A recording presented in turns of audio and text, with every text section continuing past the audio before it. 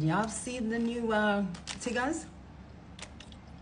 While I was at the stoplight, as the avid stoplight buyer that I am, and I said, hey, let me get a Tigers, because Tigers is my favorite. And Pumpkin Pie loves Tigers too. So I'm like, I'll get a Tigers. The man brings this to the window. I said, what is this? And he said, babe, is it fresh? It's fresh. I said, are you sure? I said, what is this? Something new? Like, what's going on?